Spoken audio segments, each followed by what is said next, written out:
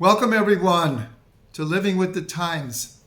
I hope everyone had a wonderful, inspiring, deep, meaningful holiday cycle from Rosh Hashanah through Simchat Torah.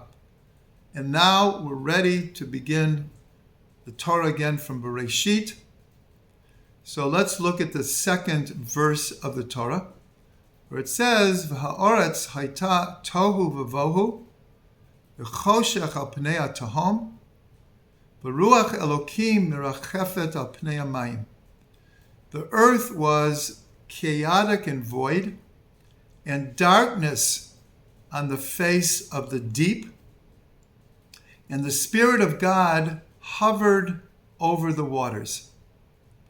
So the sages say an amazing thing about this verse. They say that the 4 exiles that the Jewish people have gone through are all alluded to in this verse. Chaotic, that is Babylonia. And void, that's Persia. Darkness is Greece. On the face of the deep is Edom. That is the exile we are still in, because it's like a bottomless pit. God willing, very soon we will end this exile. So that already is an amazing thing that the sages saw alluded to the whole history of the Jewish people. And then it says the Spirit of God hovered over the waters. And the sages say, what is the Spirit of God here? The Spirit of Mashiach. So what we learn from this is not only is the whole history of the Jewish people alluded to, but the final episode is already marked into we'll call it the program, into the hard drive of how history would develop. And so the reason that these midrashim are so important is because in the world, if one subscribes to the idea that there's no God and everything is just from random occurrences and everything evolved just from randomness, then there is no particular direction to the universe. It's not being directed, and it's not going to any particular place.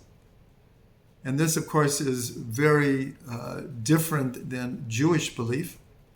But here we see alluded already in the beginning of creation, like how the story is going to play itself out.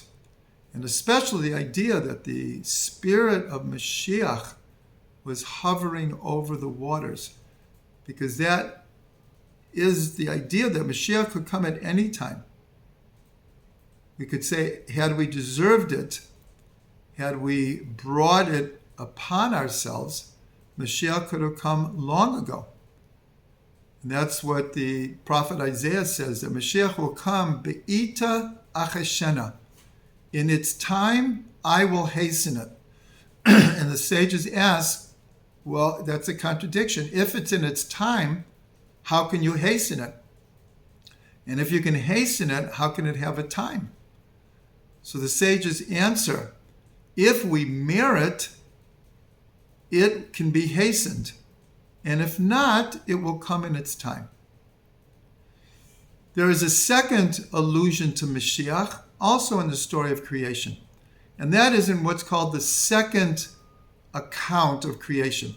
After the 6 days of creation and Shabbat, the Torah goes back and fills in some of the missing information from especially the 6th day of creation, Adam and Eve in the Garden of Eden, and everything that happened there.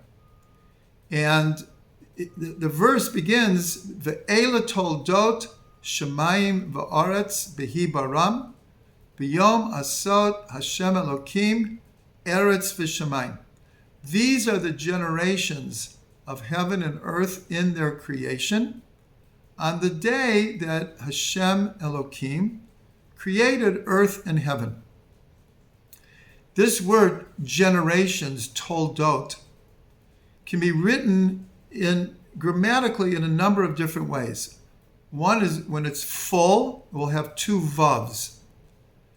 Or if it's called deficient or chaser, it will only have one vav, but it could also be written theoretically with no vavs. So the full spelling of toldot only occurs 2 times in the entire Tanakh. The first one is here, and the second one is at the end of the book of Ruth, where the lineage from Ruth that leads to King David, from whom the Mashiach comes, is enumerated. And there it says, Eila Toldot Peretz. Peretz was the child that came from Yehuda and Tamar. Yehuda is the tribe from which David comes, all the kings, and ultimately Mashiach. And there in the book of Ruth, Toldot is also written in full. So here's an allusion when it says, these are the generations of heaven and earth in their creation. It's also alluding to the final chapter in the historical development of the coming of Mashiach. And we see that in the word Bihi Baram. These are the generations of heaven and earth in their creation, Bihi Baram. And there's a small hey. And the sages say, don't read it Bihi Baram, in their creation. Read it Be'avraham, because the letters of Be'avraham are exactly the same as Bihi Baram, just in a different order. And the little small hey is hinting to the letter that was added to Avram's name when he became Avraham. And so the sages say it is through chesed. Avram always is associated with the idea of chesed, loving kindness. And God created the world through loving kindness. Olam chesed yibaneh. God created the world through kindness. So they say, read it the Avram, with the aspect of Avraham. And Avraham's whole mission in the world was to teach about one God, and that eventually the entire world would subscribe and would become one entity in the belief in God. And that is the Messianic age that we're waiting for. So here, right at the beginning of the Torah, where we are told in a certain way just how Jewish history would unfold.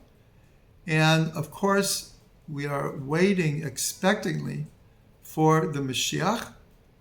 And just like the 4 exiles happened, for sure the coming of Mashiach will happen.